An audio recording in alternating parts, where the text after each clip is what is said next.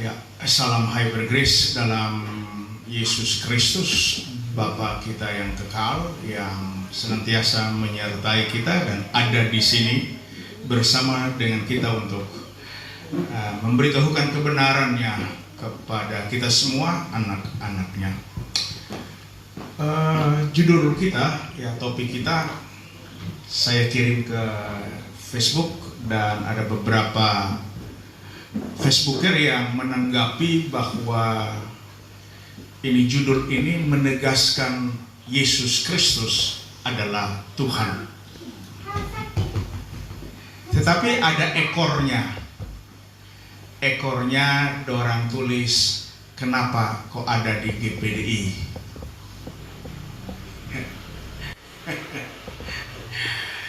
Ya, GPDI akan dibukakan tentang siapa Kristus Yesus itu.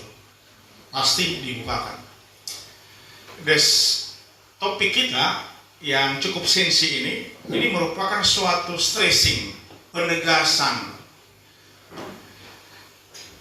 Saya lebih suka menyebutnya sebagai suatu pernyataan atau aklamasi bahwa Yesus Kristus itu Yahweh Elohim. Ya. Sekali lagi, Yesus itu Yahweh Elohim. Alkitab menuliskannya demikian. Ya, kita akan membacanya. Mari kita lihat. Keluaran pasal 6 ayat 1 sampai 3. Saya akan membacanya ayat yang pertama, kemudian saudara ayat kedua, dan kita sama-sama ayat yang ketiga. Sudah dapat? Demikianlah firman Tuhan. Tetapi Tuhan berfirman kepada Musa, sekarang engkau akan melihat apa yang akan kulakukan kepada Firaun.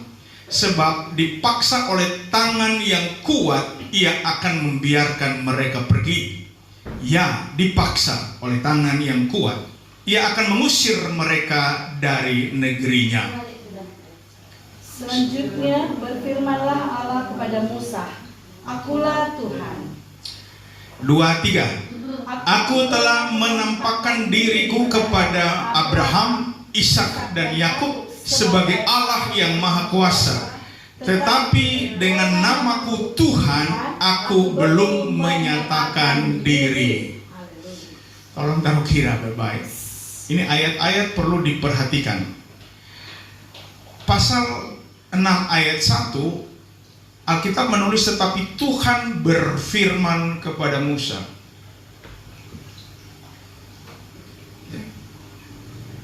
Itu ditulis dalam bahasa Ibrani-nya, ditulis Yahweh atau Yehwa, JHVH. Tuhan Yahweh, Jehovah berfirman kepada Musa. Nah, kalau saudara periksa parsing morfologis Ibrani-nya, ini adalah kata benda proper noun, ya, kata benda proper atau proper name. Saya coba membuka pengertian dari kata proper name. Itu biasanya digunakan untuk menyebut tempat yang khusus dari kata benda, ya, tempat yang khusus, atau disebut juga sebagai proper noun, ya, proper name, proper noun. Jadi Yahweh ini adalah merupakan sebutan yang khusus, ya. Proper name. Ini bukan nama diri, nama pribadi, personal name, tetapi proper name. Orang Israel mengenal Tuhan yang menciptakan mereka, yang namanya Yahweh, itu sebagai proper name, ya. Sebutan yang khusus, ya. Karena itu mereka sangat menghormati nama ini. Mereka sangat mensakralkan, menguduskannya. Sehingga dalam tradisi Yahudi, ini nama YHWH yang diucap Jehovah hanya boleh diucapkan setahun sekali, ya. Hanya boleh diucap setahun sekali. Itu pun diucapkan oleh imam besar, ya. Itu pada perayaan Yom Kippur itu diucapkan setahun sekali. Dan kalau imam mau mengucapkannya 2 kali atau kali kedua, maka dia akan menggantinya menjadi Jehovih. Ya. Namanya begitu sakral, sehingga kesehari-harian mereka memanggilnya Adonai, Tuan, Adon, ya. Tuan. Kemudian mereka juga bisa menggunakan kata yang diadopsi dari luar, itu Elohim, ya. Yang orang kenal dengan Allah, huruf besar awal, Allah. Ya. Kalau Allah huruf besar semua itu Jehovih. Nah, Jehovih itu digunakan untuk mencegah pengulangan kata Jehovah. Semoga ini kita bisa tangkap. Jadi Yesus itu adalah Jehovah Elohim. Nah, Alkitab mengatakan, mari kita balik. Tolong perhatikan baik-baik, ya. Selanjutnya berfirmanlah Allah kepada Musa, "Akulah Tuhan." Elohim berfirman kepada Musa, tapi Elohim ini menyatakan akulah Tuhan. Ya. Akulah Tuhan. Akulah Yahweh. Aku telah menampakkan diri kepada Abraham, Ishak dan Yakub sebagai Allah yang Maha Kuasa, sebagai El Shaddai. Allah berfirman kepada Musa, "Akulah Tuhan, aku telah menampakkan diri." Yang dalam istilah teologinya apa? Berteofani. Berteofani. Dia menyatakan, menunjukkan dirinya dalam berbagai bentuk. Siang tiang awan, malam tiang api, ada semak belukar yang terbakar, dan sebagainya. Ada El Roi, ya. Itu penampakan diri. Berteofani. Nah, dia berteofani ini dia hanya menunjukkan dia sebagai Elohim. Ya, perhatikan baik-baik. Ya. Aku telah menampakkan diri kepada Abraham, Ishak sebagai Allah yang Maha Kuasa. Tetapi dengan namaku Tuhan, aku belum menyatakan diri. Kalau saudara periksa, ada 2 kata yang unik di sini. Ada 2 kata yang unik, ya. Itu pada ayat yang ketiga, aku telah menampakkan diri. Kemudian aku belum menyatakan diri. 1, sudah menampakkan diri, bermanifestasi, ya. Berteofani, sudah menampakkan diri dalam berbagai-bagai bentuk, sudah menampakkan diri. Tetapi namaku belum dinyatakan. Itu kalau saudara periksa, itu belum diberitahukan, belum diketahui, ya.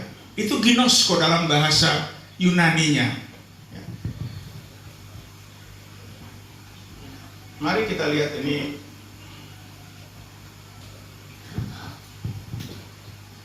Ya. Ini dalam bahasa Ibrani-nya disebut sebagai yadah, ya. Dalam bahasa Ibrani, to know, ya. Dalam bahasa Yunani saya lihat ke Yunaninya ginosko, ya. Belum kasih tahu, belum, ya, bukan tidak kasih tahu, belum kasih tahu. Dengan namaku Tuhan Yahweh belum kita kasih tahu. Nah, kapan itu mau kasih tahu?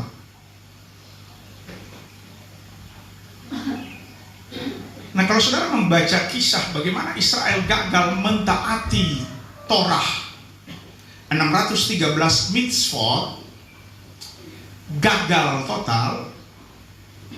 Tuhan mengatakan, Yahweh mengatakan bahwa hukumku sudah dilanggar, perjanjianku sudah mereka langgar, perjanjian dua belah pihak sudah dilanggar. Aku akan mengadakan perjanjian baru. Tolong cari dulu. Di mana tuh? Yesaya 31 atau 32 ya? Tolong.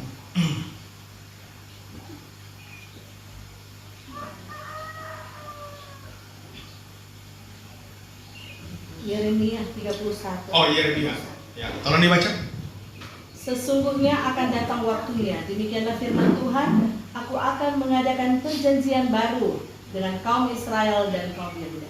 Ya, perjanjian baru dengan kaum Israel dan kaum Yehuda. Kenapa? Alasannya karena perjanjianku yang pertama telah mereka. Coba lanjut. Alasannya? Bukan seperti perjanjian yang telah kuadakan dengan nenek moyang mereka pada waktu aku memegang tangan mereka untuk membawa mereka keluar dari tanah Mesir. Perjanjianku itu telah mereka ingkari, meskipun aku menjadi tuan yang berkuasa atas mereka. Demikianlah firman Tuhan. Ya, perjanjianku telah mereka ingkari. Itu perjanjian kedua belah pihak. Terjadi wan prestasi, pengkhianatan, pemungkaran, gagal taat, maka perjanjian dibatalkan. Ya. Nah, perjanjian yang baru akan diadakan. Perjanjian baru itulah Yesus Kristus. Perjanjian sepihak.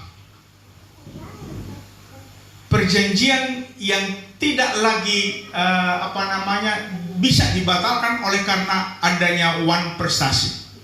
Itu hanya perjanjian sepihak. Ya. Nah, bersamaan dengan pernyataan perjanjian yang baru, yaitu dalam Yesus Kristus, itulah Tuhan menyatakan dirinya.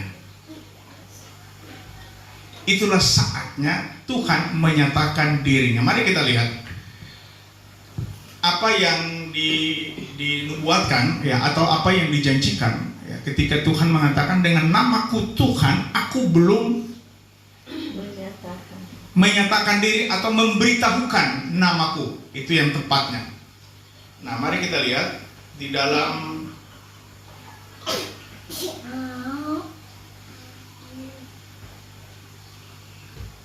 Yohanes 17.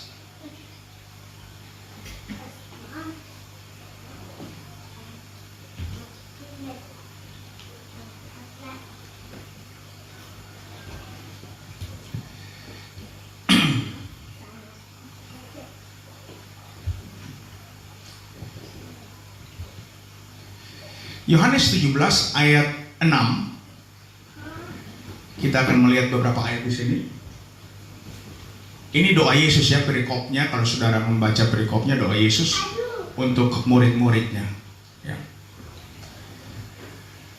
Di dalam doanya Yesus mengatakan begini, aku telah menyatakan namamu kepada semua orang yang engkau berikan kepadaku dari dunia.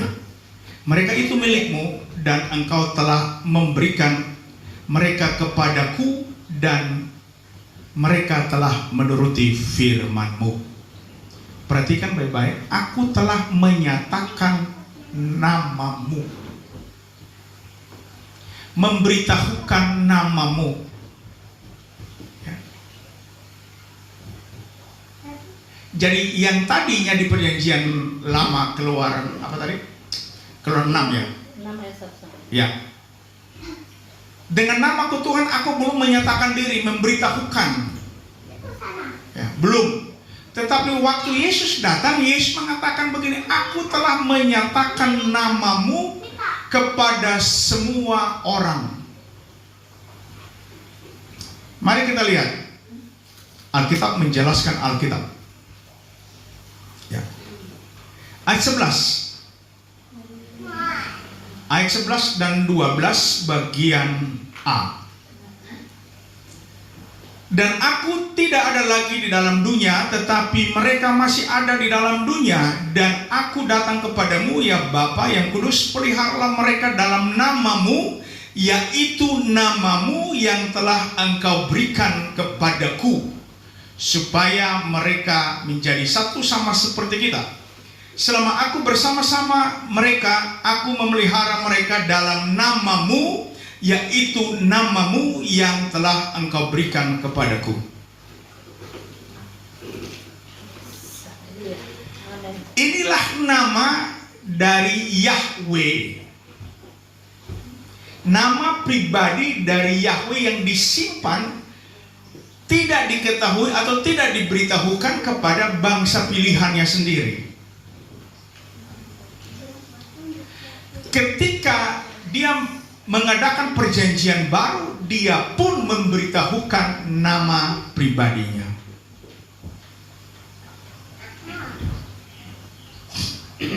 Bisa ikuti ya. Jadi Yesus itu adalah nama diri dari Yahweh, atau Yesus itu Yahweh Elohim. Tolong jangan dibalik ya. Karena manusia terjebak karena iblis membalik perkataan firman. Hati-hati. Banyak sekali para pendeta sekarang, para teolog sekarang, dipakai pikirannya untuk membalikkan susunan kebenaran firman Tuhan. Ya. Mereka menyebut Bapa itu Allah. Itu pikiran iblis yang disisipkan. Karena orang Israel memanggil Allah itu Bapa, Yahweh itu Bapa. Orang Israel tidak pernah menyebut Bapa itu Allah. Hati-hati, kedengarannya baik tetapi tidak benar.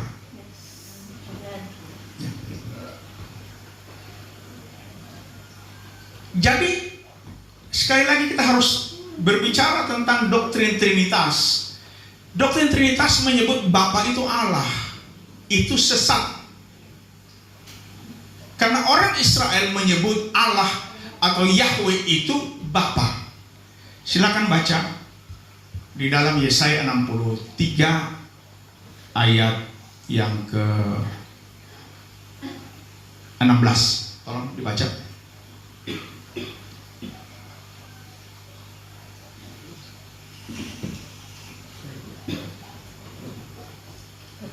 Yesaya 63 ayat 16. Bukankah engkau Bapa kami? Sungguh Abraham tidak tahu apa-apa tentang kami, dan Israel tidak mengenal kami. Ya Tuhan, engkau sendiri Bapa kami. Namamu ialah penebus kami sejak dahulu kala.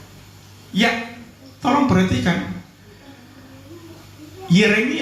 Yesaya menegaskan bahwa orang Israel menyebut Yahweh itu Bapa. Jangan dikasih putar.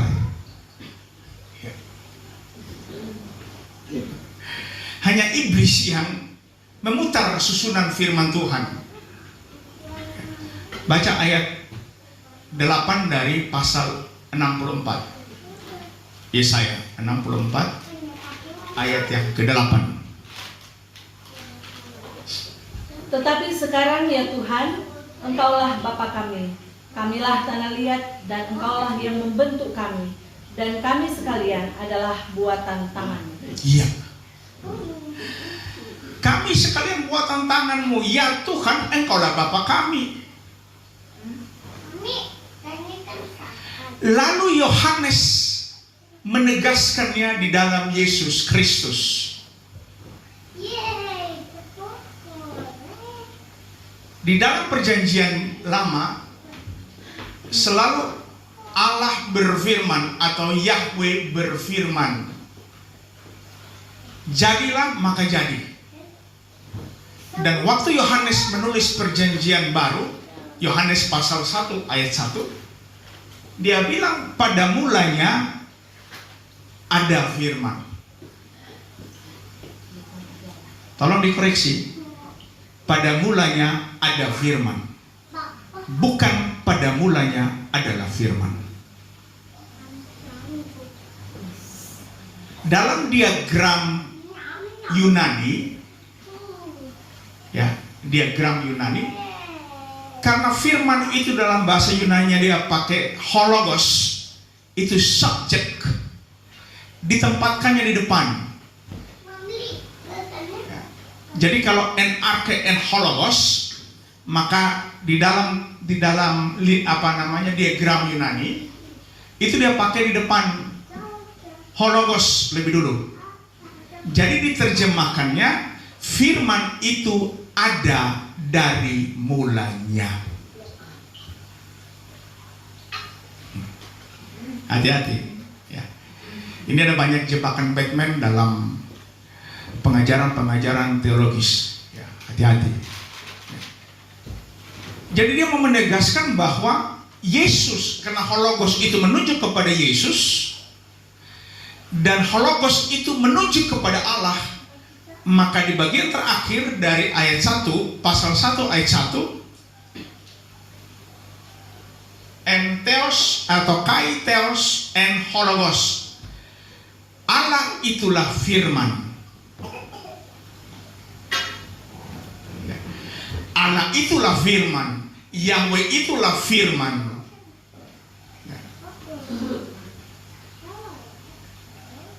Dan kalau orang mengerti sedikit penalaran logis untuk bahasa Yunaninya, Yesus itulah Yahweh Elohim. Dia itu. Dia menciptakan manusia menurut gambar dan rupanya. Coba baca di pasal 1 Yohanes 1 ayat yang ketiga kalau tidak salah. Tolong diperhatikan.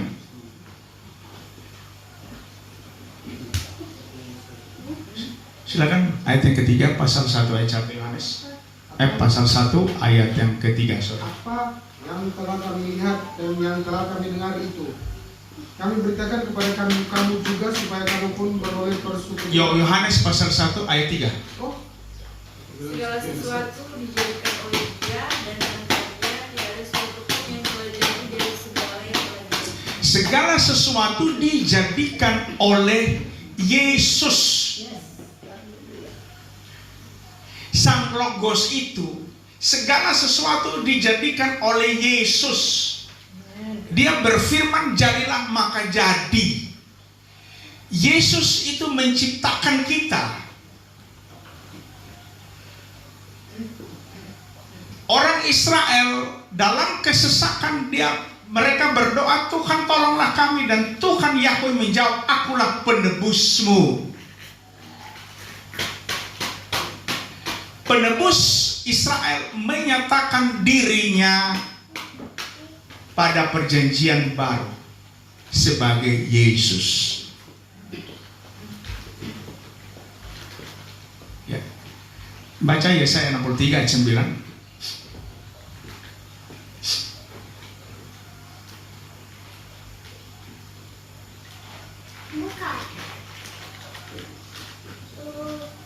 Yesaya 63 ayat 9. Silakan. Dalam segala kesesakan mereka, bukan seorang duta atau utusan, melainkan Dia sendirilah yang menyelamatkan mereka. Dialah yang menebus mereka dalam kasih-Nya dan belas kasihan-Nya. Ya. Dia mengangkat dan menggendong mereka selama zaman dulu kala. Ya, oke. Bukan seorang duta, bukan utusan, bukan wakil, tetapi Dia sendiri. Menunjuk kepada siapa ini? Ya, Dia sendiri. Orang Israel kenal Dia ini Yahweh. Dia sendiri, bukan utusan. Dia sendiri. Jadi tujuan datangnya Yahweh dalam bentuk kenosis, itu untuk menyelamatkan orang Israel, bukan untuk menyelamatkan orang Timor. Bukan. Juga tidak termasuk orang Sanger apalagi. Ivan, tidak mungkin. Ya. Karena dia datang hanya untuk Israel.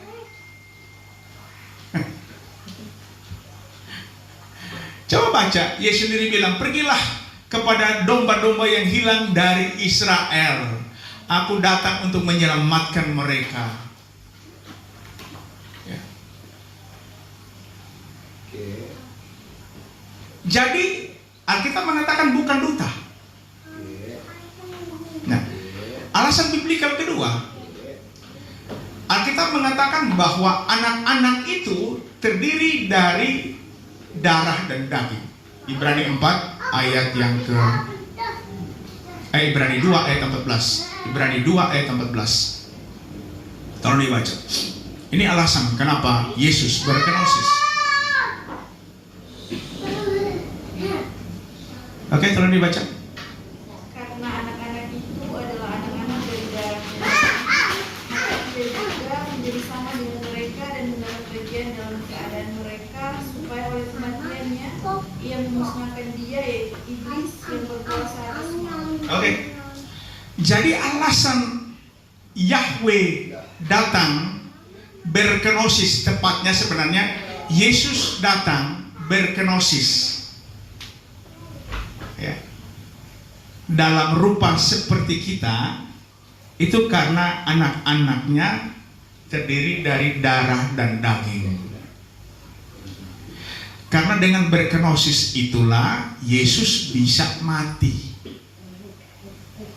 Kalau dia tetap tinggal di dalam kemahaannya, dia tidak mungkin mati.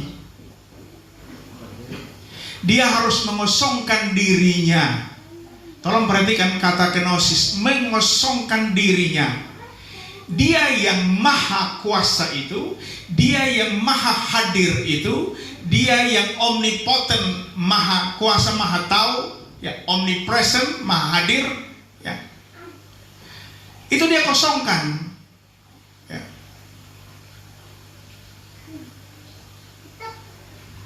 Dia sengaja tidak menggunakannya, sengaja tidak menggunakannya. Kemudian dia yang maha besar itu telah menjadi maha kecil melalui kelahirannya. Ya. Dia berproses melalui perut Maria. Dia hanya menggunakan perut Maria. Ya. Dalam bahasa asli itu rahim Yesus, tempat sementara Yesus selama 9 bulan kurang lebih, ya, itu dibawa sendiri, ya. Jadi dia hanya pinjam perut.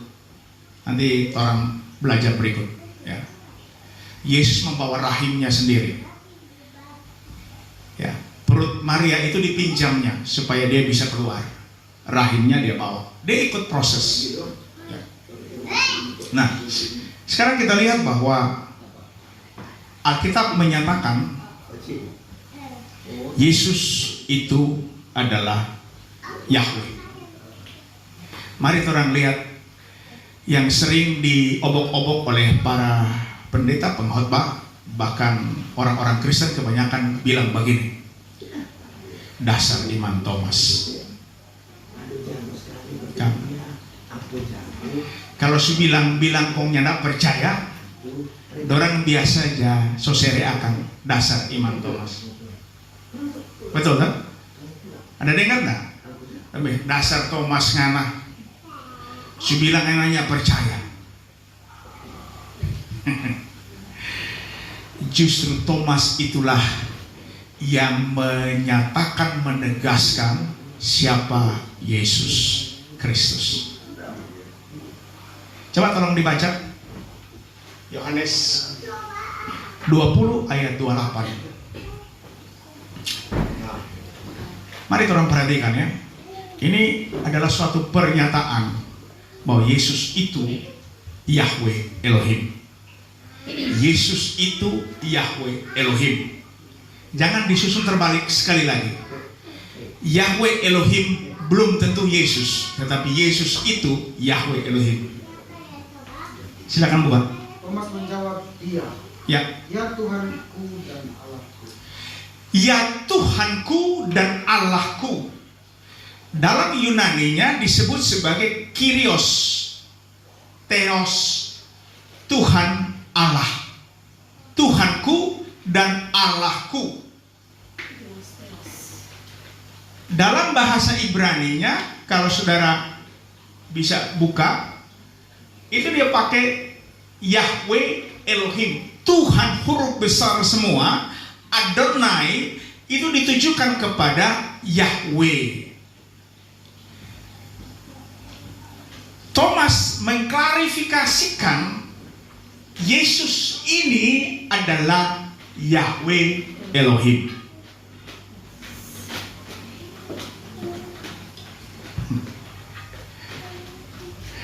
Coba mundur lagi, bagaimana Thomas ini bukan dengan tiba-tiba bangun tidur kau bilang Tuhanku dan Allahku. Nanda. Thomas tidak sementara mengigau. Tolong baca mundur ke ayat 16 mungkin ya.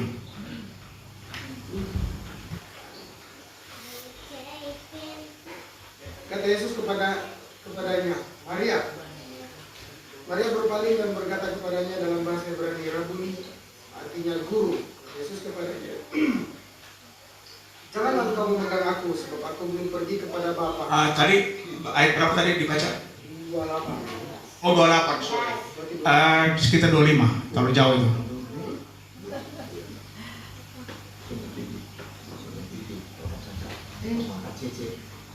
Dua 25 coba. Maka kata murid-murid yang lain itu kepadanya, "Kami telah melihat Tuhan." Tetapi Thomas berkata kepada mereka, "Sebelum aku melihat bekas paku pada tangannya dan sebelum aku mencucukkan jariku ke dalam bekas paku itu dan mencucukkan tanganku ke dalam lambungnya, sekali-kali aku tidak akan percaya." Oke. Murid-murid kasih tahu ke Thomas bahwa orang sudah lihat kebangkitan Yesus Kristus, orang sulia. Thomas bilang, "Nyanda, kalau cuma dengar cerita kita nyanda percaya." Desmata kita coba pakai nalar praktisnya. Thomas tidak menyatakan tidak percaya kepada Yesus, tapi Thomas bilang tidak percaya kepada cerita murid-murid. Kan murid-murid juga sudah lihat toh, kebangkitannya sudah lihat langsung. Ya Thomas bilang, kalau mau ini cuma cerita, kita nggak percaya itu. Kita mesti lihat dulu. Ya. Kalau bilang iman Thomas itu keliru. Thomas tidak pernah ragukan imannya, tapi Thomas ragukan apa yang diceritakan oleh murid-murid yang lain, teman-temannya. Thomas ragu, kita kalau nyanda lihat nyanda bisa. Ini perlu bukti. Nah, baca selanjutnya. 8 hari kemudian. Berapa hari kemudian? 8. 8 hari kemudian. Murid-murid Yesus berada kembali di dalam rumah itu dan Thomas bersama-sama dengan mereka. Ya, Thomas ada di sana. Terus Secara pintu-pintu terkunci, Yesus datang dan ia berdiri di tengah-tengah mereka dan berkata, "Damai sejahtera bagi kamu." Kemudian ia berkata kepada Thomas, "Taruhlah jarimu di sini dan lihatlah tanganmu. Ulurkanlah tanganmu dan cucukkan ke dalam lambungku, dan jangan engkau tidak percaya lagi, melainkan percayalah." iya. Yesus mengizinkan Thomas untuk membuktikan sendiri. Ya. Jadi Yesus datang tiba-tiba saja dia datang. Nah, dia omnipresent. Setelah kebangkitannya, setelah dia menyelesaikan tugasnya berkenosis, mengosongkan diri, sekarang dia kembali kepada jati diri yang sesungguhnya. Pintu tertutup, semuanya tidak mungkin masuk kecuali angin saja yang bisa masuk dan Yesus bisa masuk. Dia ada di sana. Dia tahu bahwa Thomas membutuhkan kehadirannya. Thomas meragukan cerita dari murid-murid yang lain. Dia datang untuk meyakinkan Thomas. Dia Maha tahu. Ya, Ya, Masuk. dia datang, dia bilang Thomas, ini cucukan, siapa berpikir siapa Yesus? Ya. Dan dia maha tahu, dia maha hadir. Lalu Thomas bilang, iya Yahweh Elohimku, ya Tuhanku dan Allahku. Yesus itulah Yahweh Elohim. Bukti berikut, Wahyu pasal 4 ayat yang ke-11.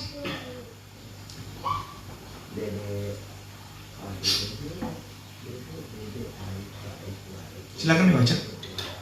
Ya Tuhan dan Allah kami, Engkau layak menerima puji-pujian dan hormat dan kuasa, sebab Engkau telah menciptakan segala sesuatu, dan oleh karena kehendak-Mu semuanya itu ada dan diciptakan.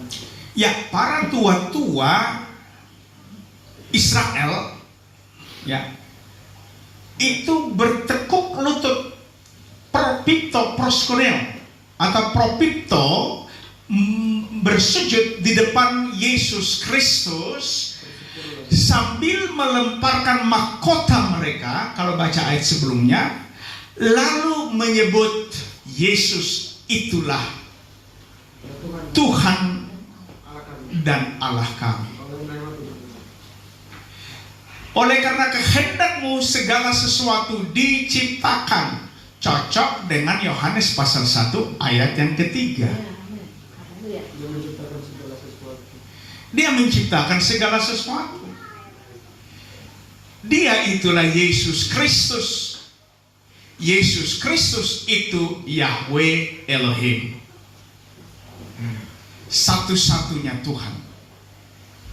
Makanya itu lagu Pantekosta tua yang dorang sudah nyendak mau menyanyi lagi, Yesus itulah satu-satunya penolongku yang sungguh, dia berjanji akan kembali. Angkat orang-orang Pantekosta yang setia menyebut Yesus satu-satunya. Yang tidak setia menyebut Yesus itu salah satunya, nyana diangkat.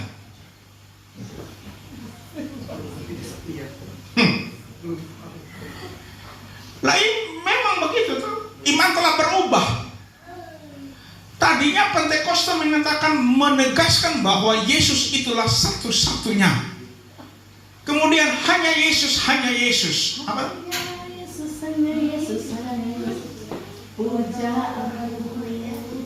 DP di belakang, hanya Yesus, dia Allahku. Persisikan roh dengan Bapa. Hanya Yesus, dia Allahku. Bukan hanya Yesus, dia salah satu Allah. Dalam doktrin Allah Trinitas. Ya, saya mau kasih tahu bahwa semua yang aliran Pentakosta memang mesti bertobat. Mesti bertobat. Mau aliran karismatik, aliran apapun juga harus bertobat memang. Ya. Kita harus kembali. Ya. Mari orang lihat apa yang ditulis oleh Yudas. Yudas 3 atau Yudas 4. Yudas 3. Tolong diperhatikan.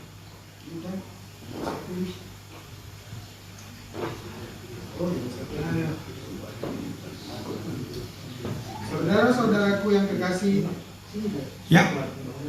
sementara aku bersungguh-sungguh berusaha menulis kepada kamu tentang keselamatan kita bersama, aku merasa terdorong untuk menulis ini kepada kamu dan menasihati kamu supaya kamu tetap berjuang untuk mempertahankan iman yang telah disampaikan kepada orang-orang kudus. Ya.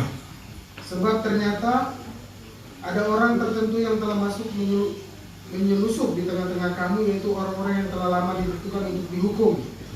Mereka adalah orang-orang yang fasik, yang menyalahgunakan kasih karunia Allah kita untuk melampiaskan hawa nafsu mereka, dan yang menyangkal satu-satunya penguasa dan Tuhan kita, Yesus Kristus. Satu-satunya penguasa dan Tuhan Kyrios itu menunjuk kepada Yahweh, satu-satunya Yahweh kita, Yesus Kristus.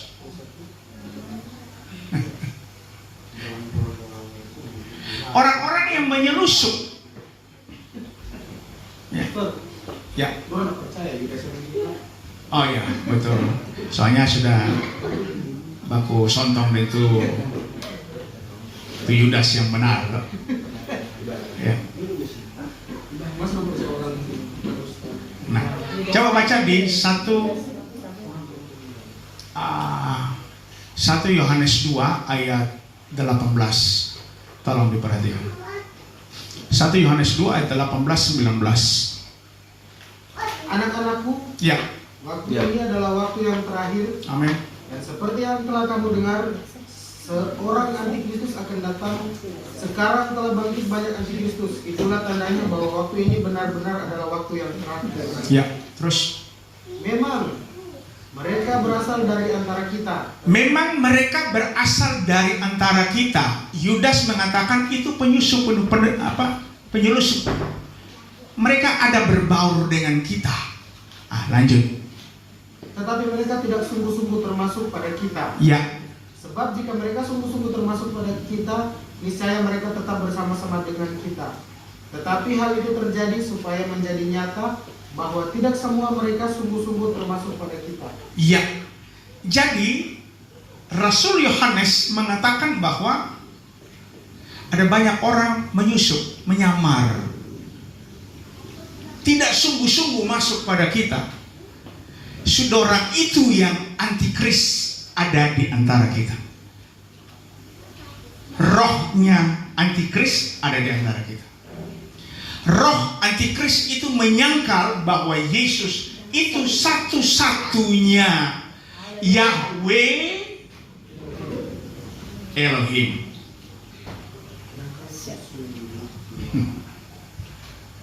Ya.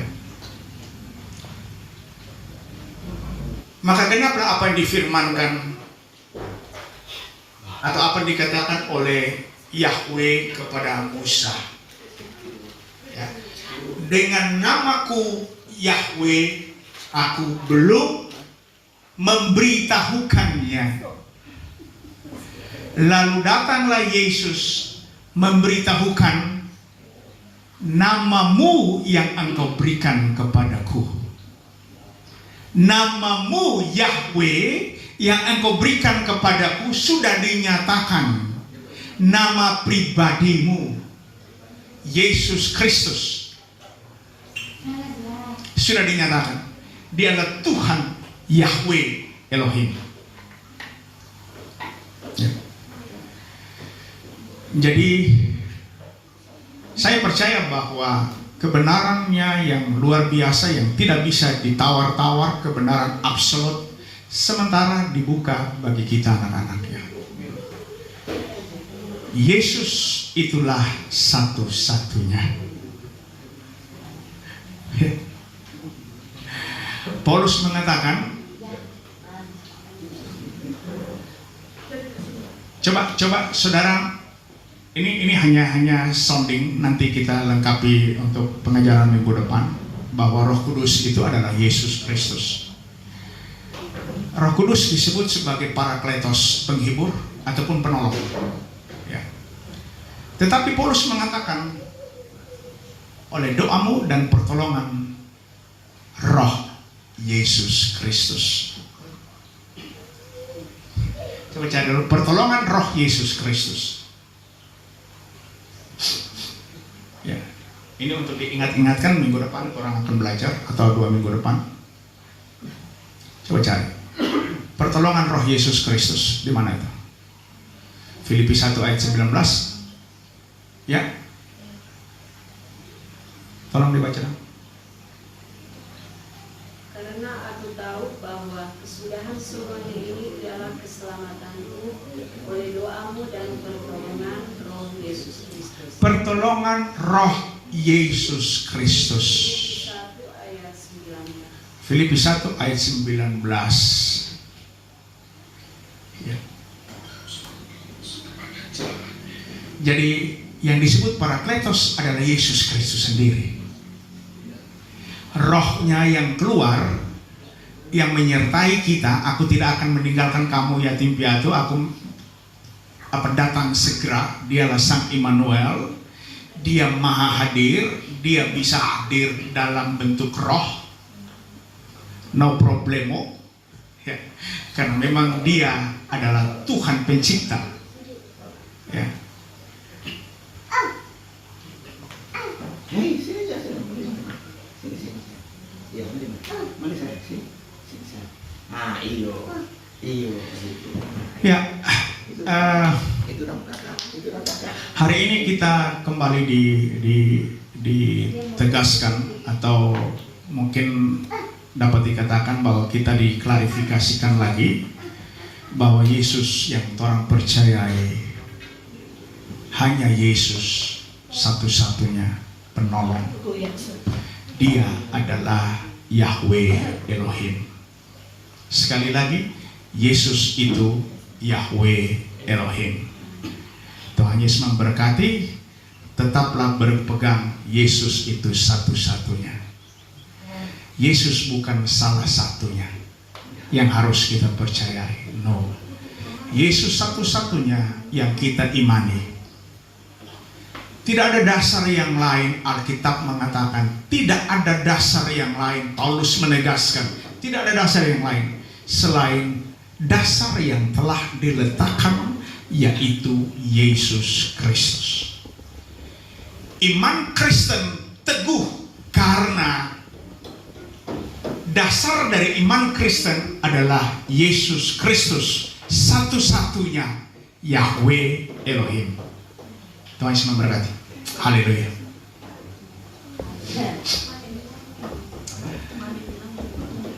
Kita akan mengikuti perjamuan Kristus.